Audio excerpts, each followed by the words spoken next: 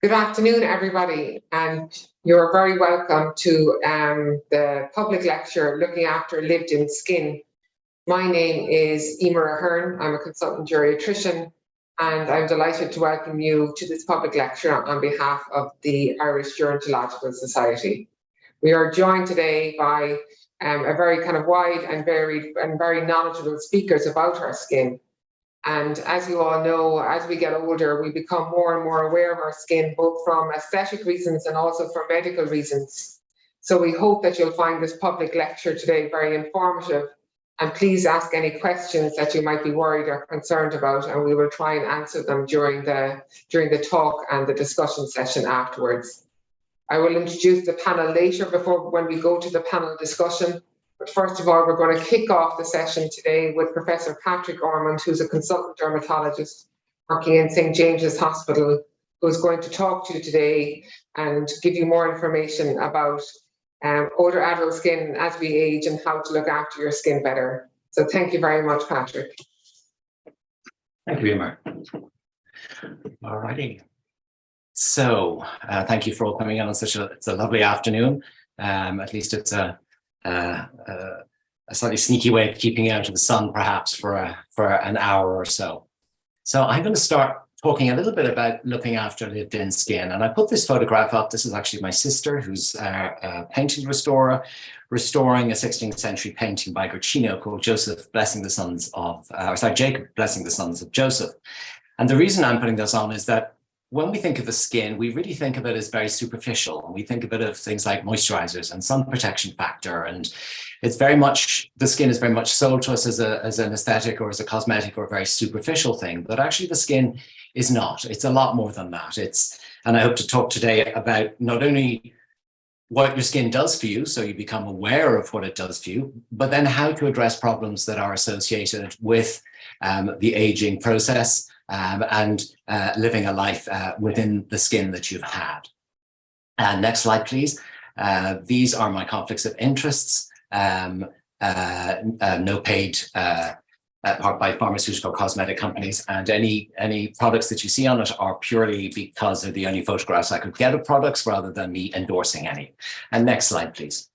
So your skin is your largest organ, and it is composed of a huge number of different types of structures which are involved with a large range of necessary functions for living.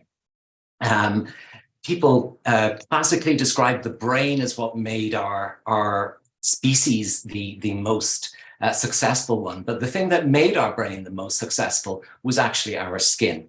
And each one of these has a role, and like everything in the human body, we are not mechanisms or machines. Not one thing goes wrong for something to happen, but you need a whole series of things to happen, and that we will eventually age and change over a period of time. We are organic beings, if you like, not machines. So there's never one cause and there's never one treatment. There's usually a whole range of things happen. So we'll take a very holistic view towards the skin. Next slide, please. What causes your skin? And when I say skin, I mean the entire thickness of your skin, your epidermis, your dermis, a little bit of the subcutaneous fat, the fascia, and even some of the structures underneath that. There'd be external and internal factors. And the external ones are pretty much the ones we can do something about. And the internal ones, sometimes you can do something about.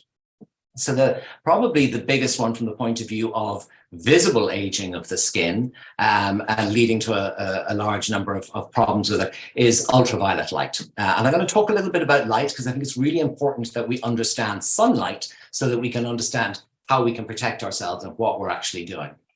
Ambient pollution is also becoming a major problem, and it also has effects on it. So lots of nanoparticles or ultra small atmospheric particles can actually penetrate through the skin. So that is going to become a problem, and particularly for city dwellers and as time passes. Smoking, of course, is bad for nearly every part of your body, and the skin is one of the most obviously affected.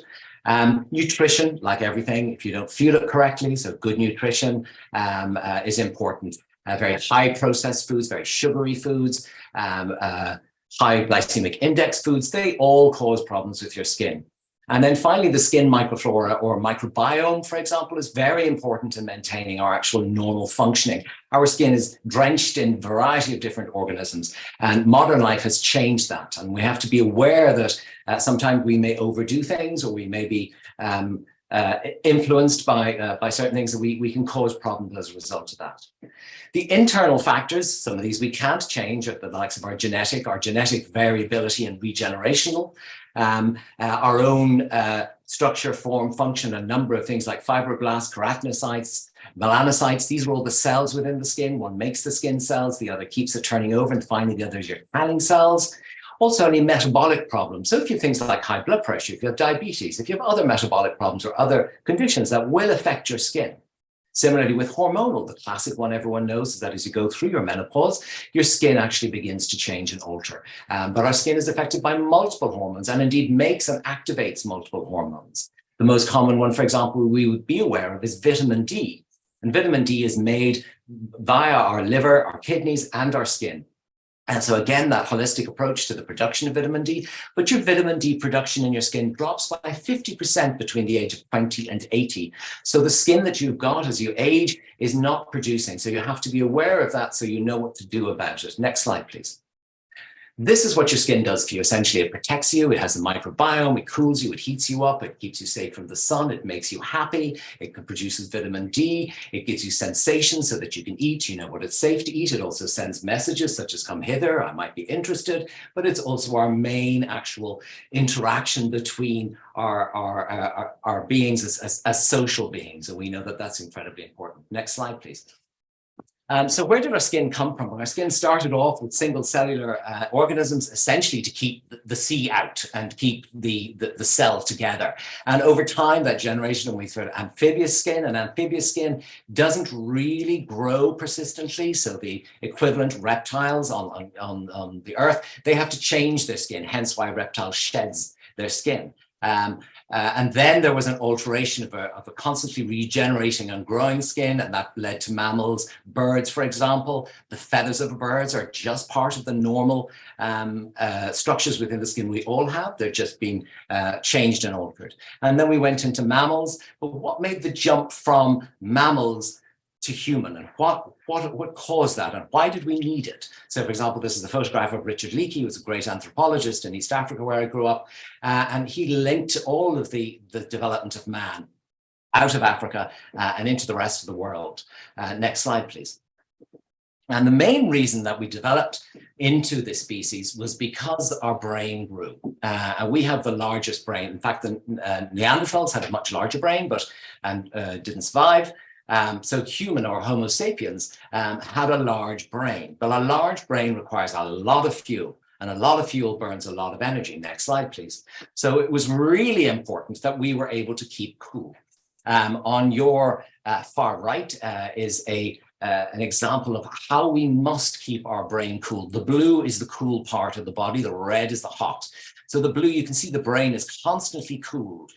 We keep our core temperature, which is important for our functioning of normal organs, and we cool as we go peripherally. And that is why we developed long limbs when you compare them to other mammals. We have long limbs so that we can cool. And the big change between humanity and most mammals is that we sweat. And sweating is actually the most important thing. And that allows us to cool very quickly, or to maintain our core temperature and maintain our brain temperature as steady. So sweating in the skin was really important. Next slide, please. And as we get older, next slide, please. As we get older, the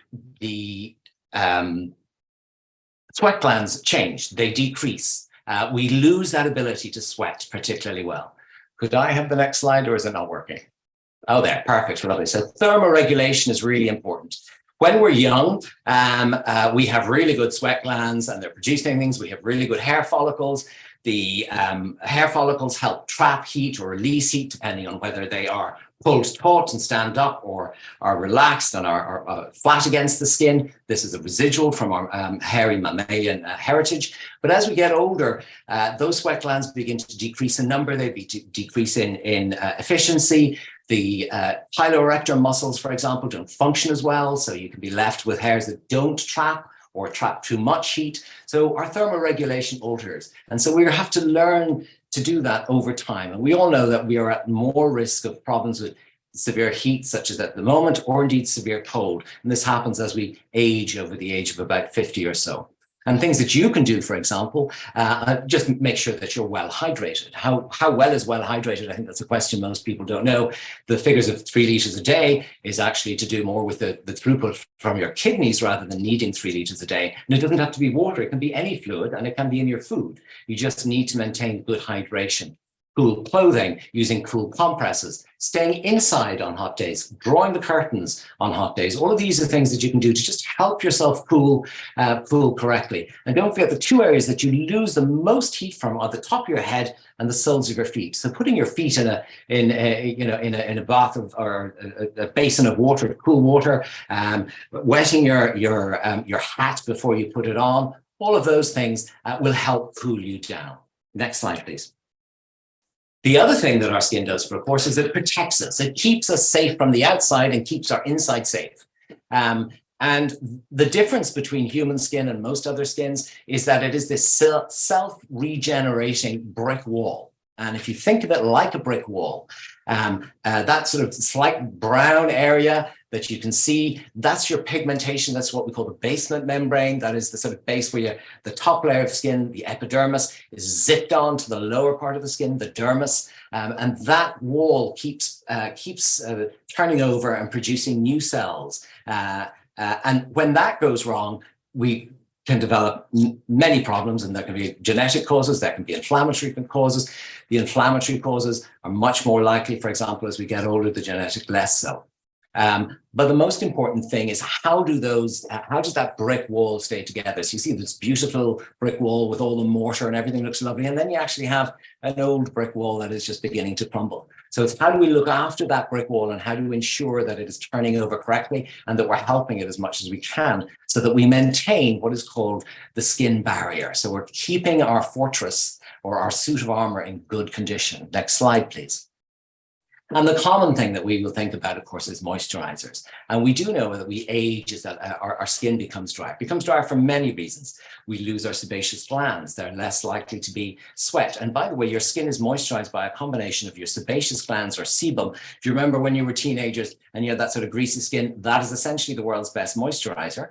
No one has yet found out how to make it, but that's essentially it. And it's mixed with your sweat. So a bit like your tears in your eyes are a mixture of lipids and water, or oil and water. It's exactly the same on the skin. So as we produce this, as we age, we get less good at producing sebum. We get less good at producing sweat. And so that natural moisturization, if you like, that occurs with the skin begins to falter. And I suppose maybe the take-home point that I make is that the skin does not eat or drink. What you put on the skin, for the vast majority of things, stays on the skin. If it gets absorbed deeper than the skin, and when I say deeper the skin, I mean more into the dermis, the deep skin and beyond, that's actually having an effect on the human body. So that needs to be prescribed. So most of the things that we can buy over the counter, most of them, not all of them, actually only affect the upper part of the skin, the epidermis itself. So then we get lots of questions about what is the best moisturizer in the world. And my standard response to that is the one that you use, because sitting on a shelf is not very good. If it's a fabulous moisturizer, but you don't like using it, you're not going to use it, it's of no benefit. So the one that you use is important. And there are 3 different classes, if you like, moisturizing products. Next slide, please. And they are divided into humectant, emollient, or occludent. Humectant essentially will draw moisturizer into the upper skin from either the atmosphere or from your actual body itself, out of the dermis. So that's what a humectant does. And the very common one most of you would have heard about is hyaluronic acid. We inject that, for example, in cosmetic procedures. Propylene glycol, aloe vera, all of these are ones that draw in the water that is surrounding the skin and to try and, they're very light, they're usually lotions, and they don't last very long. So they're very good for fine lines and, and wrinkling and drying up and scales. It's all very fine, but they don't last long. Then you've got your emollients, which is another class. And that essentially is like filling in the gaps. The bits where the mortar is a bit broken and a bit scaly, it essentially fills in the gaps. And ceramide is the classic one that we hear about very frequently currently. But there are lots of different ones: colloidal oatmeal, plant-based oils, jojoba, olive, etc. All of those are emollients, and they are just filling in the gaps between the cells.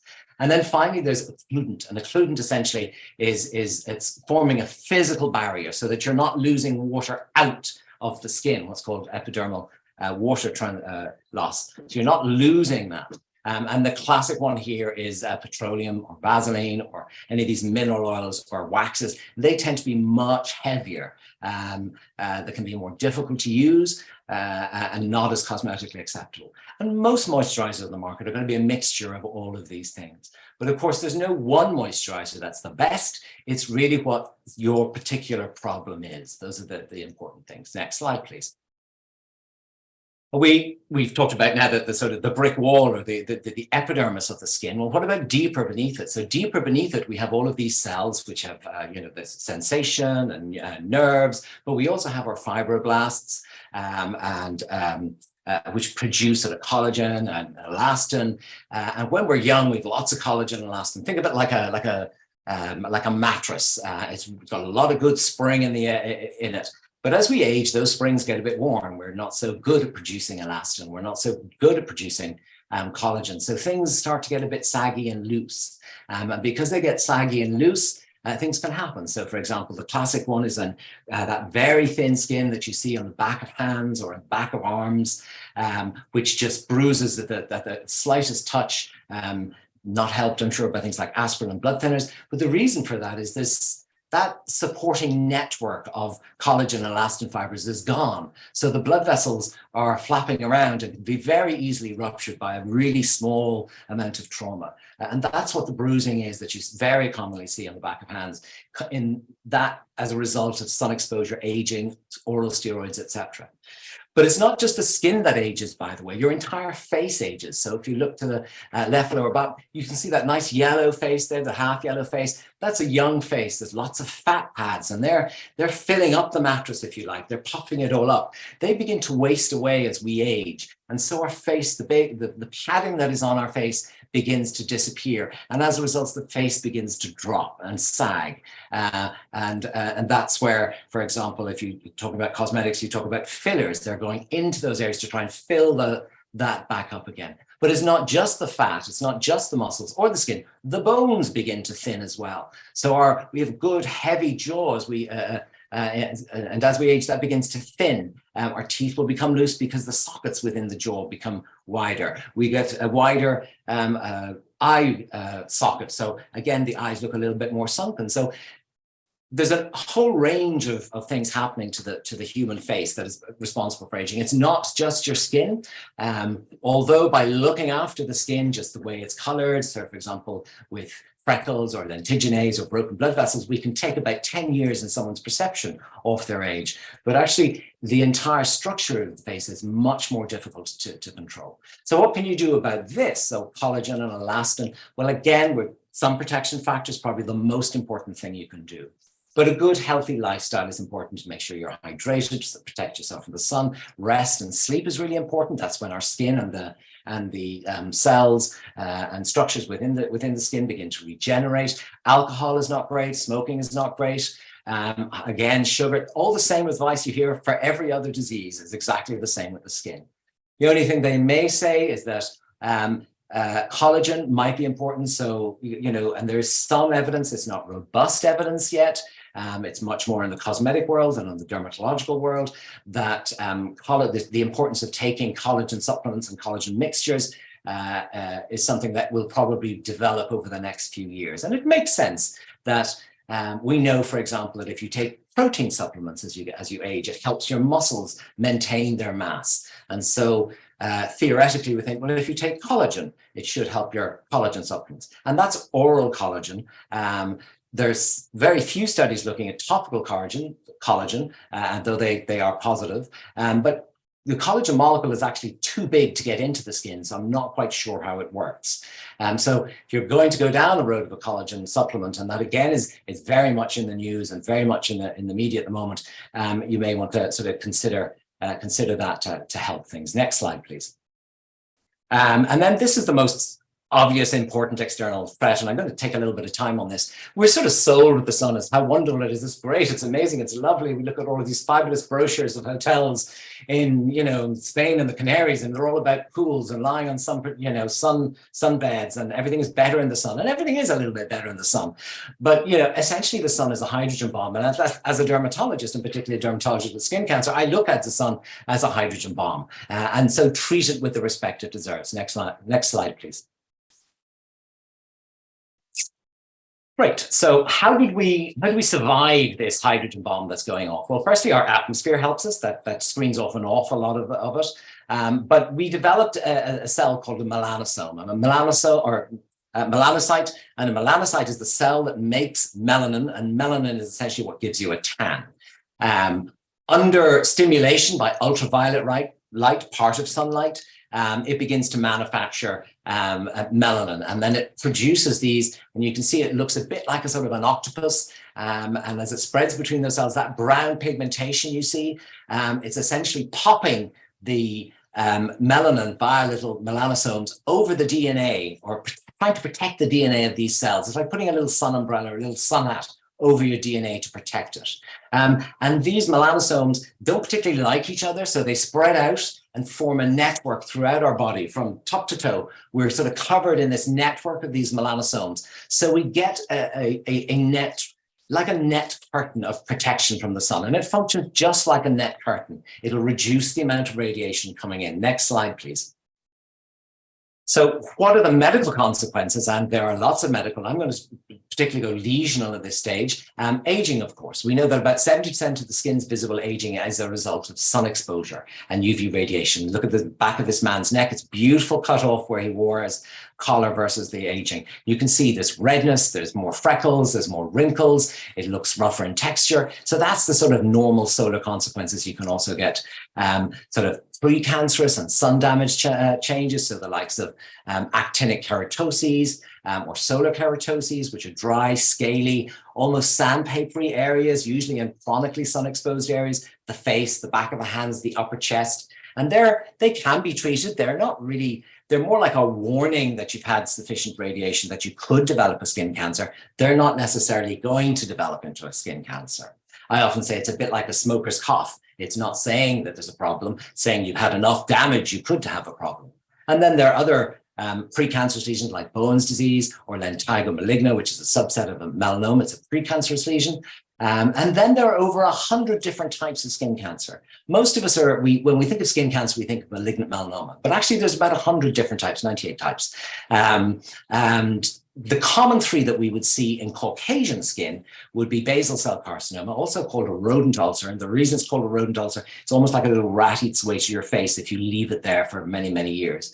Squamous cell carcinoma, this again is the second commonest, and it's usually localized, but it's a little bit more likely to metastasize or spread, given certain features within the tumor or indeed within patients. So if you're immunocompromised or if you're on any medications which will alter your own immune response. And then finally, malignant melanoma. What people know is cancer of moles, but actually it's cancer of your tanning cells.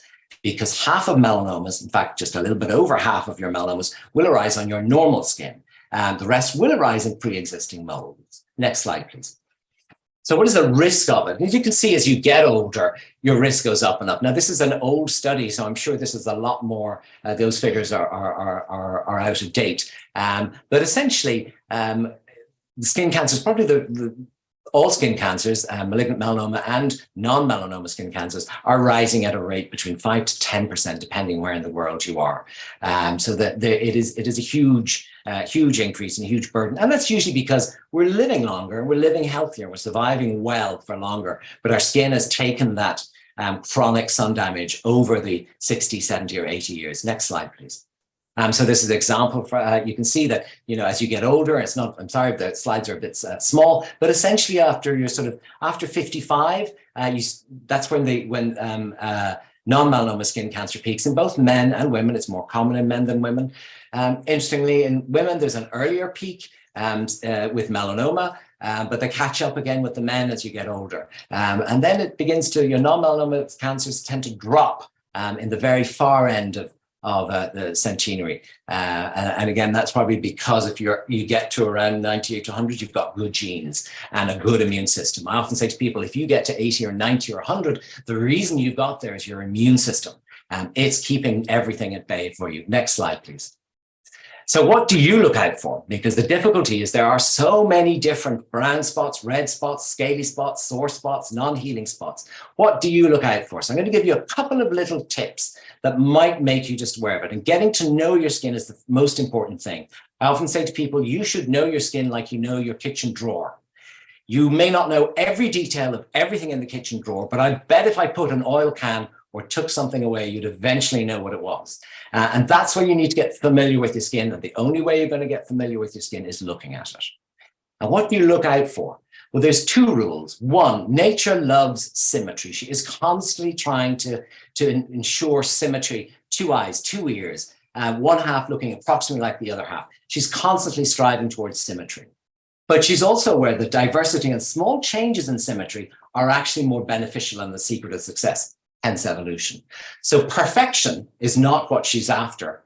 She's trying to get to perfection. So you're not looking for anything that follows the rules too closely, but you are looking for something that diverts away in a large or obvious manner away from the rules. Next slide, please. And then the important thing is, what is normal for you? All right, top left. You can see there's a field of horses. Now, if you looked at every one of those horses, you see that they're all different. They're all different colors, they're all different sizes, but they have similar features. They sort of look similar, and we know that they're horses. The thing in the middle is a hippopotamus, interestingly called a river horse. If I put a hippopotamus amongst a field of horses, you'd realize that that's what it was. And that's what we call the ugly duckling sign when you're looking at your skin. You're looking for that thing which you do not have any of, or that is different from everything else you have. So if all of your moles look like hippopotami, that's what's normal for you. Okay, next slide, please. So what are moles? Most people think moles are brown marks, but there are hundreds of different brown marks. A mole, what we call as medics a mole, is a nevus, and a nevus means essentially a nest. Do you remember I said the melanocytes don't like each other, so they spread out across the body? Well, when they spread out across the body, something goes wrong when we're developing, and some of them clump together or form little nests. And it's those nests that we see. So think of the neck curtain all scrunched up. Now you can't see it. You see the color of the neck curtain. And they tend to be relatively regular, relatively evenly colored, and not changing. So stable, all right? Next slide, please. So that's what we call a normal mole. You can have slightly unusual or what we call atypical moles, and they tend to be bigger, slightly more irregular, maybe one or two different colors, but they are within a normal range. And that's the difficulty. Like, is it a hippopotamus or is it a horse? And it can be really difficult to tell. Even as dermatologists, we have difficulty making that decision. But they're atypical moles. Now, the more atypical moles you are, it is a slight risk factor then to increase the risk. Because if you think about it, if you grow atypical moles, the next step is a cancerous mole or a skin cancer. Last one, next slide, please. Now, so what is a melanoma? And again, if you think of that, it's completely out of the, it's very irregular, it's changing, it's large. Next slide, please. The things that we get you to look for, what we call the A, B, C, D, E, F. EF. So next slide, please. What we're looking for, this is a screening process for you. The A, B, C, D, E, F it's asymmetrical. One half doesn't look like the other half. The border is very irregular, not slightly fuzzy, but very irregular. Many colors, usually 3 or more colors, are the colors that are wrong for you. So if all of your moles are medium browny red and you have a blacky area in one, that might be unusual for you. Diameter, the bigger the mole is, the more suggestive it might be, although big moles are normal. If it's not right for you, that's where you get it. So the easiest way to think, bigger than a shirt button, you might want to get checked. If something is evolving or changing, particularly as we get older, again, get that one checked. Or that's just funny looking, the ugly ducking, if you like.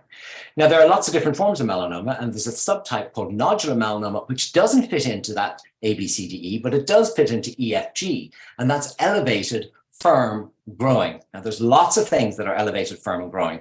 But again, this is just something you don't have. Next slide, please. The other skin cancers, and there's a whole couple of lectures in skin cancer, so I'm just going to touch on this. Basal cell carcinoma, commonest one. Classically very slow growing, slightly shiny because the tumor is stretching the skin up. And so the light is being reflected. It tends to break down a little tiny crusty, non-healing over many months to even years. And it can have little blood vessels, very classically in the areas that get chronic sun exposure. Your face, your ears, your neck. Next slide, please. Squamous cell carcinoma is the second most common skin cancer. And these tend to be slightly tender, raised, scaly, ulcerated, or crusted. And again, just like something you don't have anywhere else. And next slide, please. So if you're worried about any of these, and it is very difficult, hence the reason why dermatology is such a spectacular specialty, because it's always challenging. Please do go see your GP or your dermatologist. It's really important that if you have any active, because almost all cancers in skin cancers, if caught early enough, are entirely curable. Okay, so get them checked if you're worried. Next slide, please. So very quickly into the skin microbiome. So this is, we know, for example, that our skin is alive with all these different bugs, and it's normal. Modern life has changed. We are washing more. We are living in more sterile houses. We're cleaning, and we have to find that delicate balance, because our skin is a mixture of lots of things. We know, for example, our bowel, it's very important that we have a good microbiome. It's the same with our skin. We, as dermatologists, and I'm sure many GPs, and indeed many of you, would have had problems with your skin because we were washing our hands so much over the last few years. We were constantly putting out and changing the normal microbiome. And when that microbiome changes, little alterations happen and you can get skin diseases. Next slide, please. And there's a whole range of skin diseases that are caused by it. So we look at your skin microbiome helps influence your immune system within the actual skin so that it balances. And we have a good cop, bad cop immune system. It has to balance what's normal and what's right and keep that and not react, versus something that isn't normal and isn't right, like an infection or a tumor or a disease. And the problem is that sometimes these go out of sync and out of balance. Next slide, please. And the conditions that you can get, for example, so the common one we think about is acne. And acne, for example, very common. You get this growth of your sebaceous glands or your oil glands during surge of your hormonal changes in puberty, and then a bug called Propionibacter acnes begins to grow and overgrow. And so that's one of the problems that leads to acne. Of course, it's never just one thing, it's large. You can get a flare in eczema, for example, if you get an infection. If the skin dries out, it's much more likely to become secondary infected with Staphylococcus aureus. So you can get cellulitis, you can get erysipelas. There's lots of different things. For many years, we used to think sore throats and streptococcus drove psoriasis, and that's still the case, that we know that this can actually act as a trigger for it. Seborrheic dermatitis, an incredibly common condition. Rosacea, all of these things, and even herpes zoster or shingles are a result because our immune system gets altered by some reason, and that changes the microbiome within the skin, and we get these rashes. Next slide, please. So this is the biggie. This is the sun, and I think it's really important. It's there usually in Ireland, not all the time, but it's usually around. Humanity developed the most incredible protection system against it. This is what stopped life forms in so many other planets developing, was an inability to protect yourself from the radiation, but we did. And radiation from the sun, the sunlight, is composed of infrared, visible, ultraviolet, and others. We won't go down to the others, essentially radio waves and X-rays, etc. Visible light is what we see, so a bright sunny day. And visible light really doesn't cause any skin cancers. A little bit of pigmentation, but really doesn't. It's visible light. So because it's sunny outside, you know, we think, oh, that's a bad sign. But actually the radiation, the ultraviolet radiation, which is the bad radiation, that we sort of forget about. Similarly with infrared, infrared is what causes heat.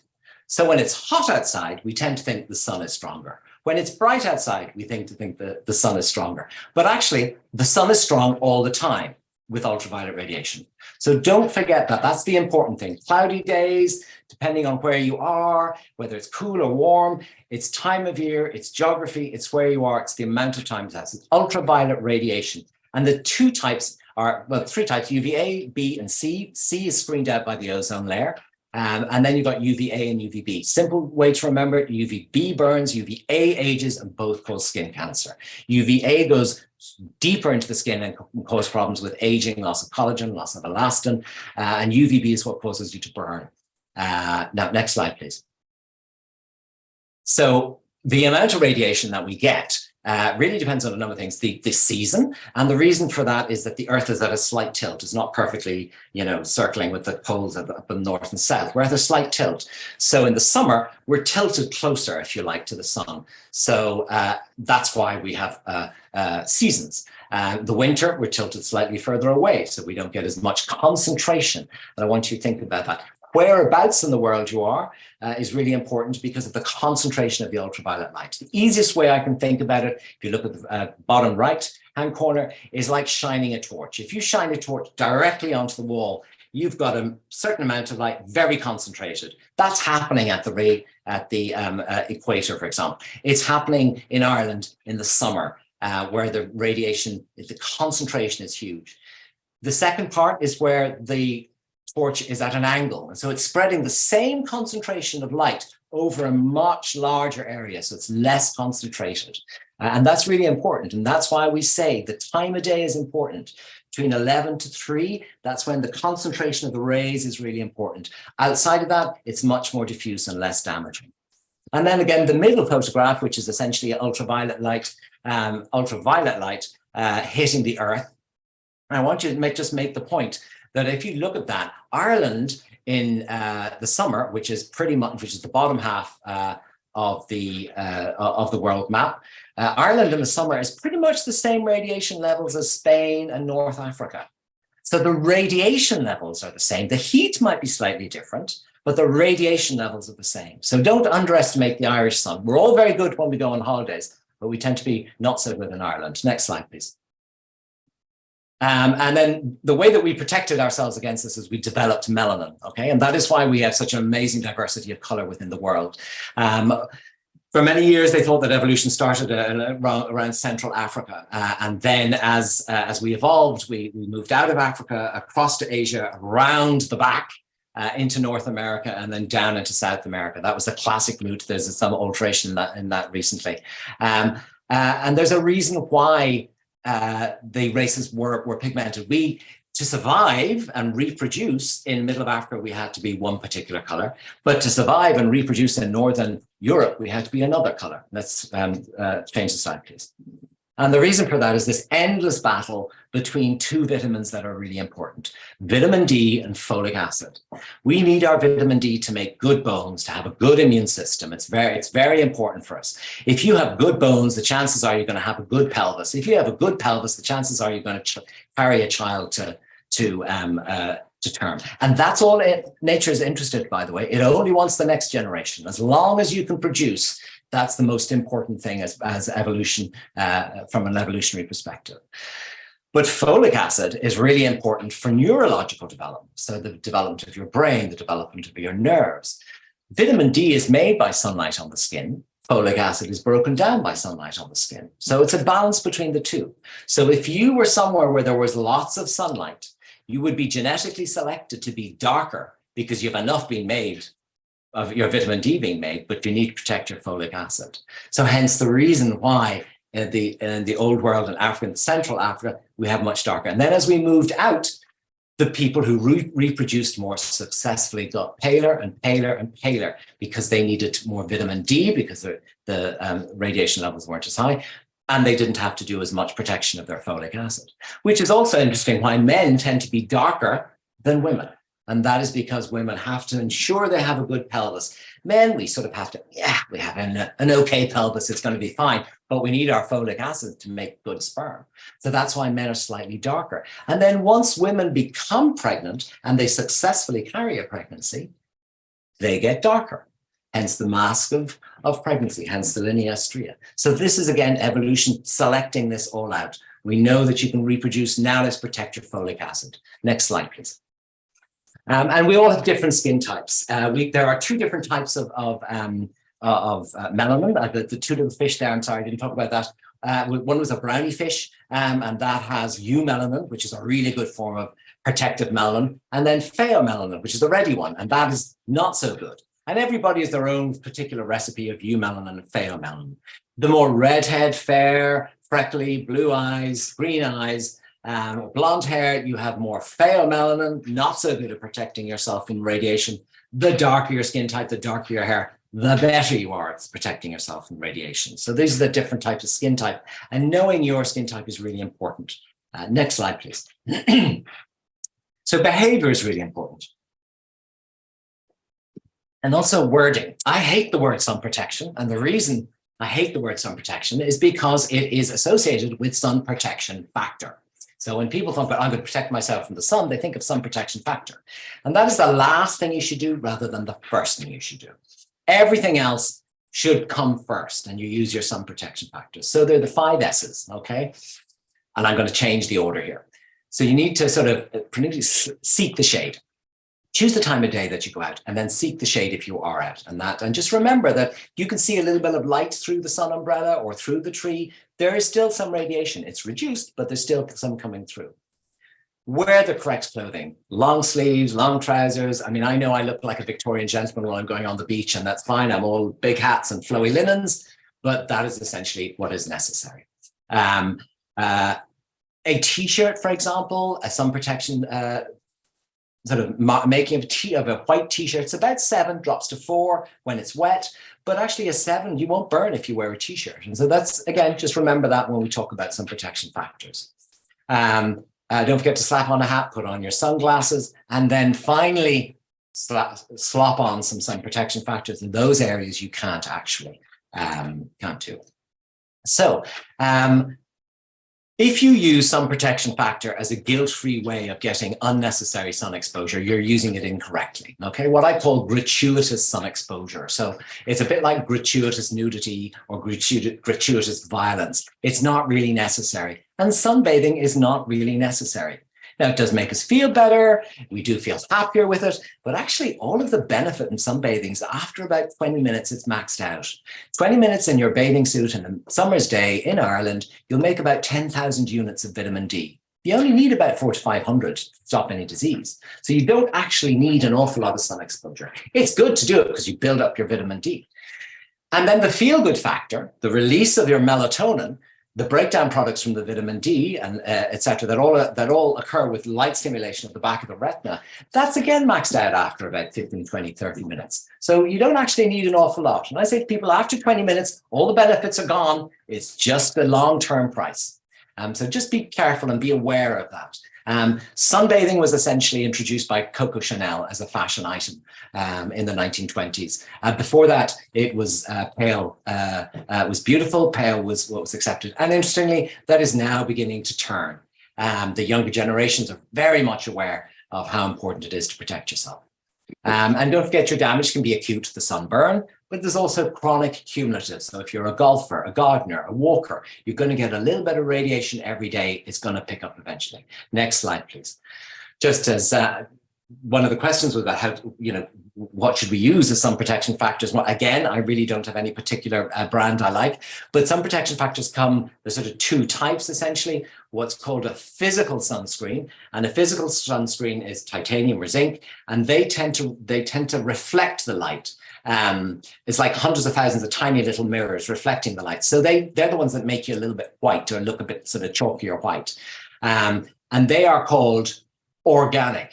No, inorganic sun. No, they're called organic. I always get myself mixed up. Then you've got chemical sunscreens, and they are organic. And what the chemical sunscreen is, so it's organic or inorganic chemistry, not about whether or not they're free of fertilizers, etc.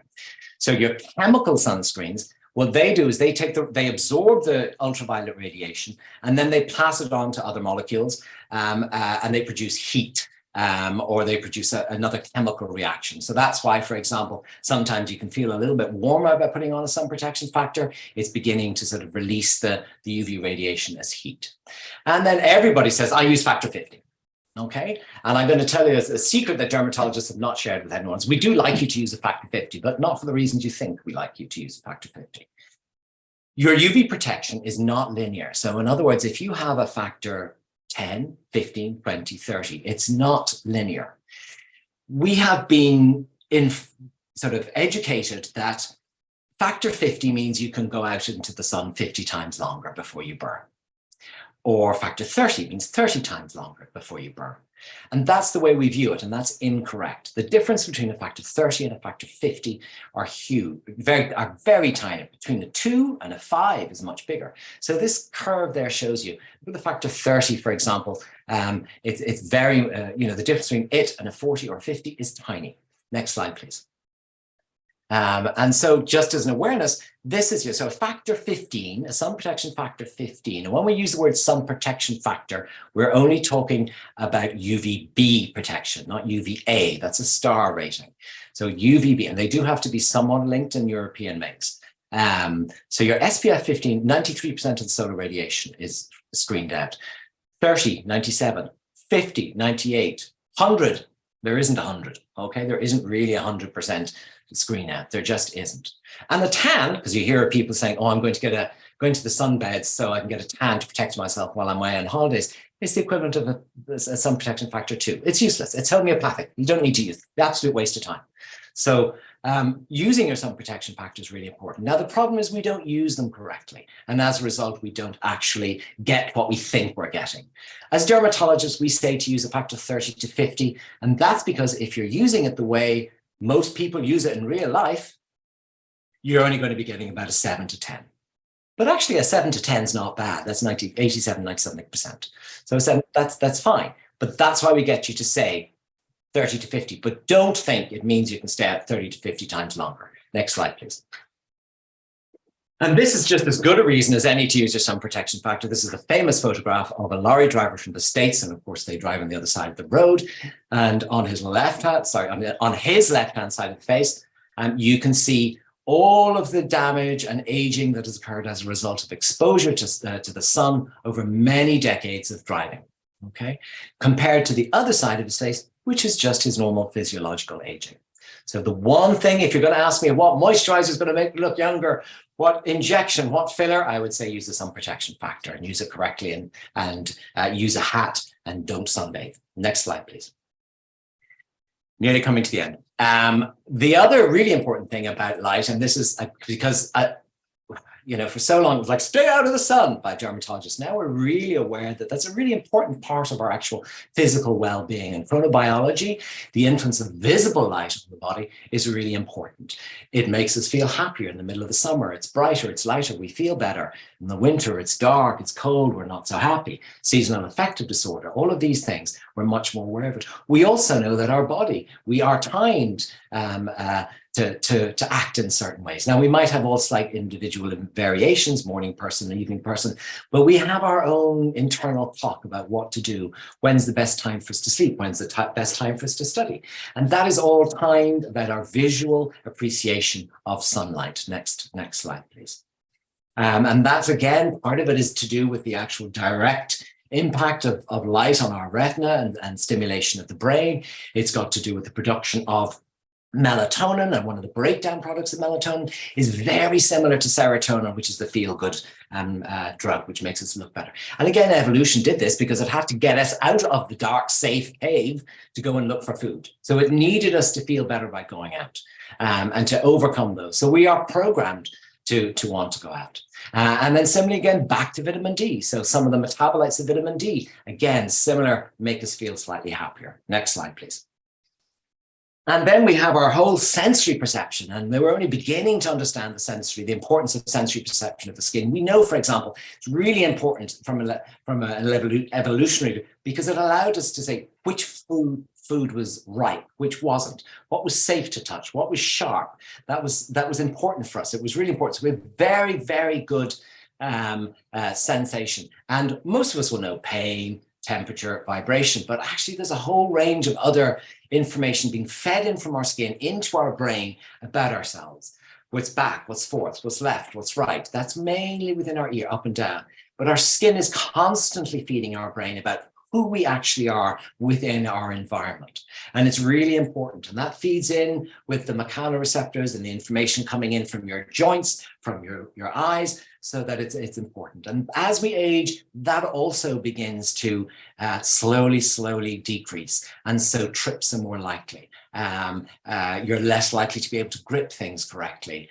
Things will drop. And that's because we're not sensing the same input isn't being there. So being aware of your senses and the importance of your skin sense in your positioning is very important. I love the example, for example, of why do our hands and our feet wrinkle? Everybody thinks, when you're in a bath and your hands and your feet wrinkle, and the classic thing was because it soaks up all the water and it becomes wrinkly, a bit like a towel becomes wrinkly. Well, that's not actually true. That's part of it. Actually, we have neurological reflexes which cause our skin to wrinkle. Because evolutionary wise, we needed to be able to grip things when wet. We needed to be able to walk over wet rocks and not slide. And so that's why we became wrinkly. We had a different feeling. We were more perceptive, and it allowed us to grip. So just be aware of your skin and help it. Keep it stimulated. Use your moisturizer as a time to stimulate your skin. Look at your skin so you can feed your brain to what's normal. Do that into your normal skin examination, for example. Know what is cold, know what is warm. It's really important. Like exercising your body, you need to keep those neural networks in your skin going. Next slide, please. And one of the biggest factors we know that is important when you age well and is your social interaction. And our skin, and particularly our face, is the second most important way to interact with anybody. Our language is the most important. But actually, we read so much of other people's faces, facial expressions. And that's really important, again, to keep stimulated and realize that it's how we greet people, it's how we let people know how we are feeling, it's how we perceive how other people is, it's how we love people, and it's what we do all the time. And it keeps us really engaged in living. And next slide, please. And nature is always right, by the way. We will always try and do things to attract others, and whether it's lipstick or otherwise, it's what is happening. So your skin is really important. Next slide, please. So just remember to look at it, love it, and live in it. Thank you. That was absolutely amazing. Thank you so much, Patrick. And I actually learned so much during that, including what to tell the children in the bath when they have the wrinkly skin. And it's a neurological response. So we've had a lot of questions have been fed in. So thank you very much. I hope everybody enjoyed it. A lot of questions have been coming in. So we're just going to take time to address some of the questions, and hopefully we'll get around to them all. So we have a great panel here to answer all of your questions. So we have Professor Patrick Ormond has just given us the talk, and again we'll be asking him more questions during it. So Bernadette Carter, who works with the Marie Keating Foundation, and you might have heard her during the week advocating to lift the VAT on sunscreen on Morning Ireland. Dr Cathal O'Connor, who is a consultant in training in dermatology, and then Deirdre Conlon, who is an advanced nurse practitioner in dermatology who specialises in skin lesions. So we've got a real expert panel there, so keep the questions coming in. So there was just some kind of condition-specific questions. I might go to those first. And Cathal, there was a question in earlier on about links between skin cancer and the COVID vaccine. Do you have any kind of information on that? Yeah, so someone commented that there was kind of an anecdote that someone had noticed that they were diagnosed with skin cancer after getting the COVID vaccination. There's no association between the two at all. So the main risk factor for skin cancer, as Dr. Ormond was saying, was ultraviolet radiation. So usually that exposure to sunlight is over, 30, 40, 50, 60 years. And the first COVID vaccines were given in 2021, in Ireland anyway. So it's not really possible for that to have developed. Actually, the mRNA-based vaccines are being used to treat skin cancers, specifically melanoma, in terms of the technology that's being used. So there's absolutely no link between COVID vaccination and the development of skin cancer. They're independent issues. Obviously, 98% of people over the age of 60 got the COVID vaccination, and about 10% of people over the age of 70 have skin cancer. So there's just a big overlap. So thank you very much for clarifying that, Cathal. And just another question there was 2 questions in about kind of itchy, scaly skin, one on back and shoulders, and one kind of near kind of around his eyebrows and into the skin, which can be irritating. I suppose Patrick had already gone through kind of links between diet and kind of skin conditions. I suppose what can people do to treat that? Yeah, it's a common misconception that you can drink more water to hydrate your skin. So that's not possible though, unfortunately. So if I drink 10 litres of water, it won't just all go out through my skin or be retained within my skin. It'll just be, go through my kidneys and end up as urine. So to increase the moisture in the skin, it's important to apply an emollient or a moisturizer. And Dr. Ormond went through a few different options, but essentially anyone will be helpful in terms of reducing itch if the skin is very dry. And it's just a case of seeing which one is best for an individual person. Silcox base is probably as good as anywhere to start. And you can get that for €2 or €3 for a big pot that should last a few months. So that's in terms of that. So diet would have no input for that. The second patient, it's probably no harm just to go to the GP to get that checked up. But we would often see dry, scaly eczema around the nasal and eyebrow area as something called seborrheic dermatitis, which Dr. Ormond mentioned as well. So that's, but we can't give a diagnosis obviously over a webinar. So it's probably no harm to go to the GP to get a prescription for a treatment for that. That's great. Thanks very much, Cathal. And as Patrick had kind of said earlier on, the best thing to do is for you to know your skin yourself and to get very familiar with your skin. So I thought that was a really good piece of advice. So Deirdre, I'm just going to move on to, there's a lot of questions that have come in about moles, are they, and I know Patrick has covered a lot of it, but are they a normal part of aging, or when should you be concerned? And also a couple of questions have come in about kind of brown spots and red moles, and what advice would you give to people about those? Well, we'll start with the question that came in about hand and arm moles as a sign of aging or being concerned. So first of all, there's so many various different types of pigmented lesions that we can get as we age, and some of them are completely benign, like seborrheic that are kind of raised, waxy lesions. People would almost feel like they could pick them off, or they're kind of waxy. They're a benign condition that's kind of a hereditary one that happens a bit as we get older. They're different to a pigmented lesion that is in the dermis, in the skin, that it's not raised. With regards to those, there's certainly lentigos, which are like a big freckle that we can get with damage from the sun over a long period of time. People probably notice these in the backs of their hands and the arms because driving, and that comes with damage over time. But I suppose what you would have to look out for with that is back to what Dr. Ormond was saying about knowing the lesions on your skin. When it comes to moles and stuff, we shouldn't really be getting new moles as we get older. So we need to know if something is a new occurrence, and if it's different from what we have, like pigmented dark lesions on the skin with various colors, there's probably no harm to get those checked. But you are going to get what a lot of people that come into us call them liver spots on the backs of their hands and stuff like that. But that's all basically sun damage again, like large freckles or say lentigos. The majority of these are signs of aging, of course, just from a lifetime of exposure. But if there are ones that are changing or evolving or darker, it's always worth getting those checked out. So with regards to the red spots that somebody was mentioning, we get these little hemangiomas. They're called Campbell de Morgan spots. These occur on the trunk mainly as people age. They're completely benign. They're just a little collection of blood vessels. People don't like the appearance of them if they get a lot of them, and there are various ways to get rid of them. That would be done for a cosmetic reason. They're not a dangerous lesion. But you can get cautery or laser treatment for these if people are very concerned about their appearance, but it would be appearance related mainly. That would be the issue with those. What else was there? Thank you very much for covering all that. And then Bernie, again, as I said, you were on from the Marie Keating Foundation. I suppose, can you just talk to us really about you know, you're talking about skin cancer, the incidence, and I suppose what we can do to reduce that incidence. You said it's not inevitable that we're going to have so many skin cancers in Morning Ireland. So maybe if you could just maybe talk to people about that. Yeah, I guess a lot of it is being covered here, like what we can do to reduce skin cancer.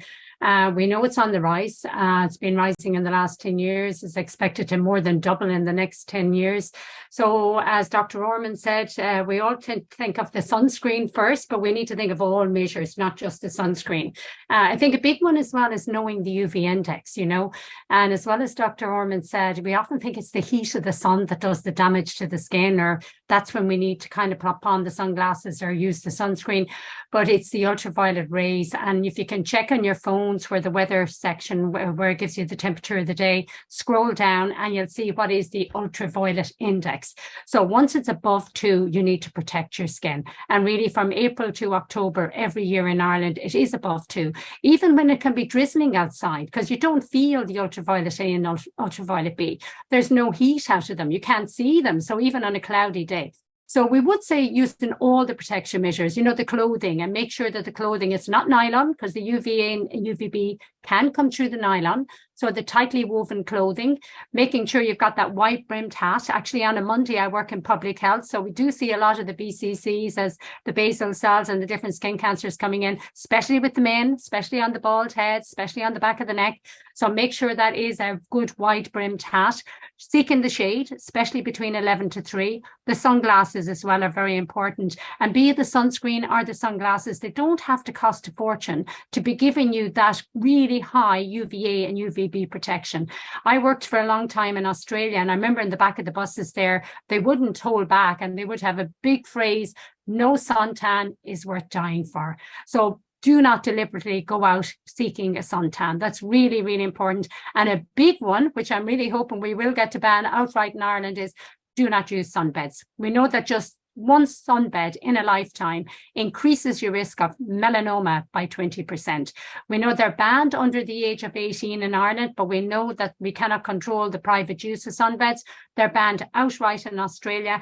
So really to keep our children and keep ourselves away from the sunbeds. I think that's really, really important.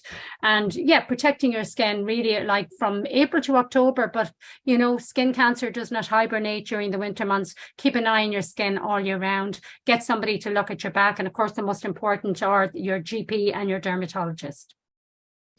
And again, Bernie, you mentioned the other day about taking the bat off and sunscreen. Maybe if you wanted to talk to that, and also about how to make, bearing in mind all the skin reduction or the sun reduction things that Patrick went through kind of as first line, you know, how can you make kind of like sunscreen more kind of available that people would use it, you know?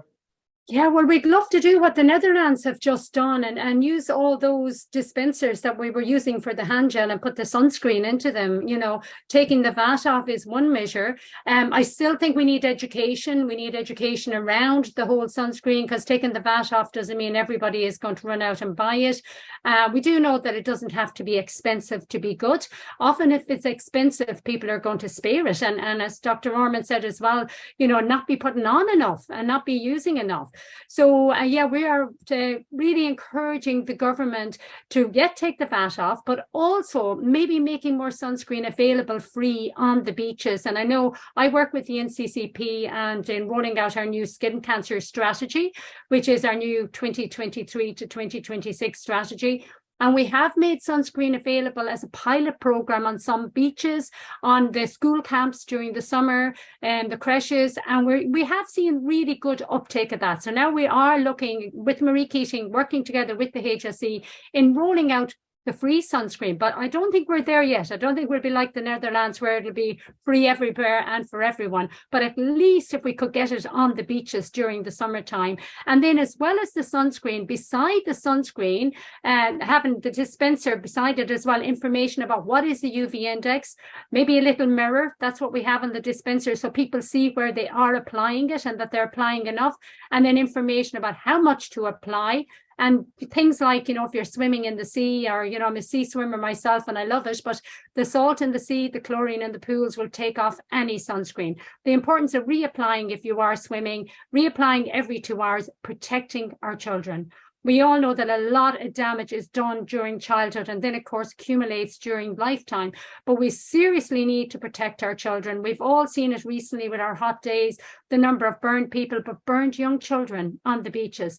So another program as well that's been rolled out by the HSE is the Baby Bundle Project. On a Monday, as I say, I work in public health. So what we're doing is we're piloting with Waterford and the National Maternity in rolling out in a little package for the new mums before they leave the hospital with a leaflet about protecting their babies, because we wouldn't be encouraging them to put sunscreens on young babies. But again, we talk about all the measures in that little leaflet.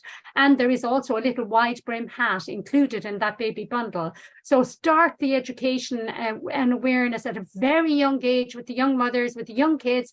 And then as well, Marie Keating would roll out, and we've won an award for our school cancer awareness program, where we go into first up to leave inserts and we educate the young people, engage them in taking the fear out of the whole cancer and skin cancer, but getting them aware of, you know, the importance of protecting their skin.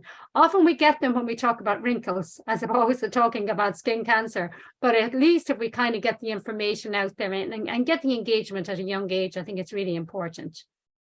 Brilliant. Thanks a million, Bernie. I'll just move on then. Patrick, there was a couple of questions that came in about rosacea as well. I don't know if I ever pronounced that word correctly. I was wondering if you could just maybe give people advice about managing that. And I suppose a lot of people, it's really kind of the redness associated with it, I think. Yeah. Well, I think the first thing is make sure that you have the correct diagnosis of rosacea. And there are lots of red rashes on the center of the face. And rosacea tends to be across the center of your face, your nose, your cheeks, sometimes your chin, sometimes your forehead. So that's the first thing, is make sure you have the correct diagnosis. The other thing that I would say is what are the causes? So we know it's genetic, it's much more common in Celtic skin types. We know that sun exposure is linked with it as well, and that's because the sun exposure will reduce the immune system. There's a little bug called Demodex, which lives on all our hair follicles. That seems to go a little bit more riotous with rosacea, and that's probably because of the immunosuppression that happens from the sun exposure and genetically susceptible. And then there's lots of other little factors. People often say, oh, it's alcohol, it's spicy foods, it's heat. They actually don't cause the rosacea. What they tend to do is they're opening up the blood vessels. Part of the rosacea is having these super neurotic blood vessels that open up with the slightest bit of stimulation with alcohol, heat, anxiety, etc. So they don't really cause it, but they can actually just make it look like it's flaring. So that's the first thing. So I normally say to people, first thing you do is, you know, be gentle to your skin. So a gentle cleanser, nothing too harsh. We tend to scrub our skin when we get sort of things because we think it's a problem, but actually you need to be a little bit gentler. Cool water or tepid water and a gentle moisturizing cleanser is important. Your sun protection factor is really important. Cream can flare it. So gel sunscreens tend to be slightly better. They're not as widely available, but they're a little bit more tolerable on the skin.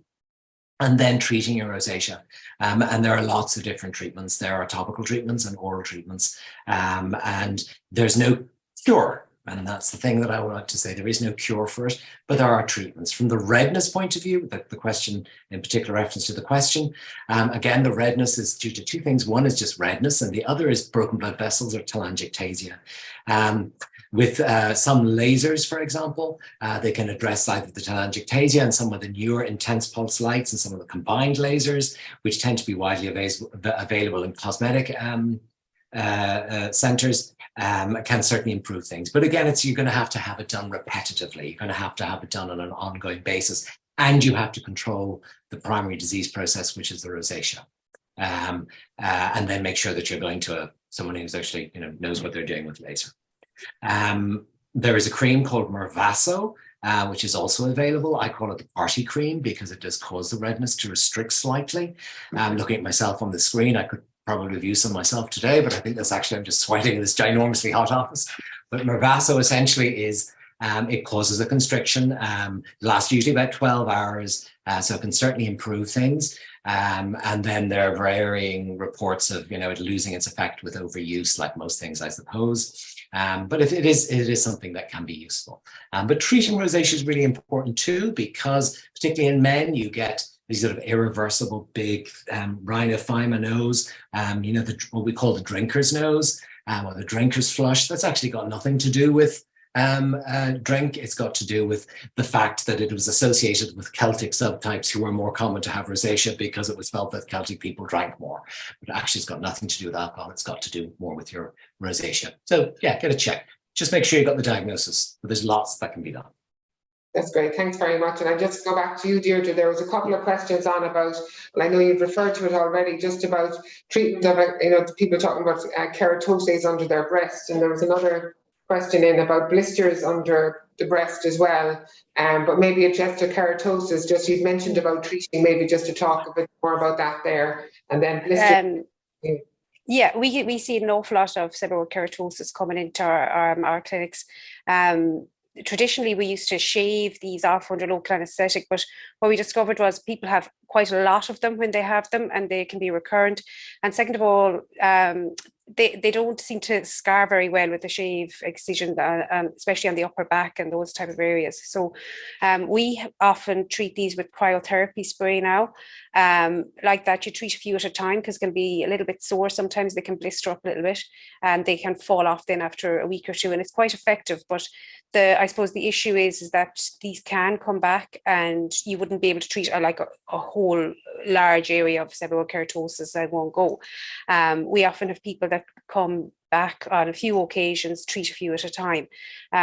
One of the other things that we find for people to manage them a little bit better at home themselves would be to use, we often use this ointment like a coal tar ointment, a very thick emollient type ointment, and these, the one that we often use is called cocoas. It's a coal tar, very thick ointment. Put it on to the keratotic lesion, leave it sit for an hour or two, and then have your shower and exfoliate with your exfoliating gloves. And over time, it has a tendency to help reduce these and maybe keep them at bay a little bit from developing more of them. That can help. But there would be the three main ways that we would deal with them. And then just about blisters under the breast, normal over 60s. That would sound to me like maybe it's a heat issue, but blistering, I'm not 100% sure. I think that's something that you probably have to get your GP to have a look at, to be honest, because it's difficult to know exactly what's going on there. That could be like a heat rash or something. I'm not 100% sure of the blistering aspect there. It's something I think we need to get seen to. Yeah, and I think, Cathal, you'd agree there as well. Do you want just about the blistering under the breast and what to do? And I might give you another question then as well, Neil. Yeah, I suppose it depends what someone means by blistering, because there are a few words in dermatology that mean different things to different people. So blistering might mean rash, or rash might mean, blistering, to be honest, should probably always be seen by, nearly always should be seen by a doctor. So I think definitely just go to the GP. Yeah, and then maybe I just might put these questions to you as well, Cathal, because they're a bit related. So one, there was just a query in that somebody was told that, again, about a basal cell lesion on their stomach, and it seems to be changing now. Should they get a second opinion on that? And two, there was a couple of questions in about, again, another thing I can't pronounce properly is that Efudex kind of treatment, and I suppose maybe some advice for people who are on that treatment, because that would be quite common. Yeah, so basal cell carcinoma, it doesn't always spread, but it will probably get bigger. So just maybe to make sure that basal cell carcinoma was the diagnosis in the first instance, it probably would be no harm to get maybe another, if it is getting bigger, definitely to go back to get it checked, because the earlier you intervene, the less invasive the treatment will be. So it probably would be a good idea if it was a basal cell carcinoma, maybe to get another review on that one. And then in terms of Efudex, it's very effective for patients who have lots of actinic keratoses. It basically is a kind of a chemotherapy cream. So it will only act on cells that are precancerous. So it won't do anything to cells that don't have cancerous cells. So if you rubbed it to your face, if your face has a lot of sun damage, and if you rubbed it maybe to your thigh or your bottom that didn't have any sun exposure, your bottom would be perfect, but your face would get have a reaction. And it's often prescribed for 3 to 4 weeks, maybe once a day, and usually the peak reaction is between 2 and 3 weeks. So it kind of gets better before it gets worse. And the reaction can be very severe. So we usually counsel patients when we prescribe it with a diagram showing, after 1 week you look like this, after 2 weeks you look like this, because the reactions can be very severe. An alternative way to do it is to do it a week, a month, so that you don't get the very severe reactions, but you do treat it like that. But I think it's a little bit nuanced, and when the GP or a dermatologist is prescribing it, they should really explain it using those media. And was there a third question? That was just two. There was just the two of them, and then there was someone again. Just Deirdre, I'll go to you. Just one question. I've noticed a hardened area the size of a pen tip in my skin, their chest. It's been there for 3 months, but hasn't changed. But it's new, but hasn't changed. Yeah, I suppose once again, a new lesion. It's very difficult to tell somebody what that is over without seeing it, without examining it. So anything new that pops up, I would get it checked out. I don't think it'd be right to make assumptions on what that could be without it being examined, to be fair. Yeah, so I think that's very good advice. Kind of anything new at all, you know, that you should just get it checked out. And again, it was just, there was some questions coming in, I suppose, kind of to Patrick there again. So can the damage kind of from sun is there kind of be reversed, or is that it? No, we are regenerative creatures. You know, we may not regrow. We may not get our skin back, you know, that we got when we were 20. But there certainly can be some improvement. So we know, for example, that if you start protecting your skin, you get some row back in it. It's exactly the same as if you stop smoking. You're not going to get perfect lungs, but you will sort of reduce the risk. And the more sort of care you take of your skin, the more likely it is that it will last you longer, essentially.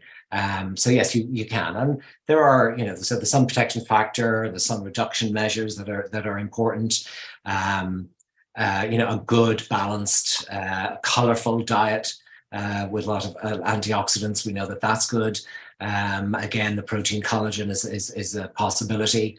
And then there are lots of other, you know, cosmetic and semi-cosmetic that can certainly help things. Retinoids, for example, something that a lot of people would have heard of. They're the anti-aging cream. Retinoid is the one that's been sort of scientifically proven.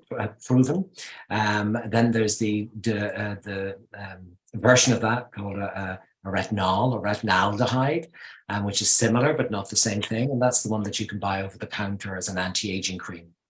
And that certainly has been shown to increase, you know, to help your collagen keep sort of pumping away and producing and slow the decay of it. So yeah, there's lots that can be done. And there's endless amounts of money you can spend on cosmetic and cosmeceutical and aesthetic if you want to look 20 again. I wouldn't advise it. Yeah, you know, I think love the skin you're in, but I think it's probably the lesson there is really it's never too late to start looking after the skin that you have. I think that's kind of really good advice.